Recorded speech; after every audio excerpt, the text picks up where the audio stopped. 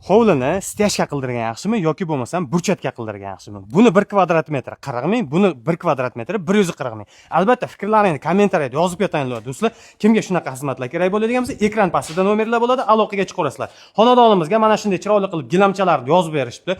Narxi 1 million 600 ming, ustanovkasi bilan 2 million so'mga tushar ekan do'stlar. Ko'rib turganlaring high-tech usuldagi burchatkamiz bo'ladi. Hozirgi kunda Ramazon oyi ichi 1 kvadrat metri mana shu kubikchalari ichida 140 ming so'm bo'lar ekan. Zinalarimizga kelib o'tadigan bo'lsa, zinalarimizni 1 metrini xo'p 250 ming so'mdan, mana bu tepa qismlarini esa 1 kvadrat metrini 250 ming so'mdan.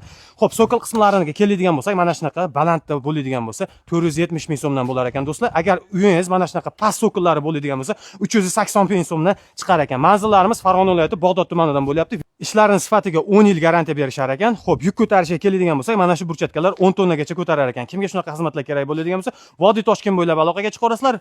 Pastdagi raqamlarga aloqaga chiqaverasizlar do'stlar.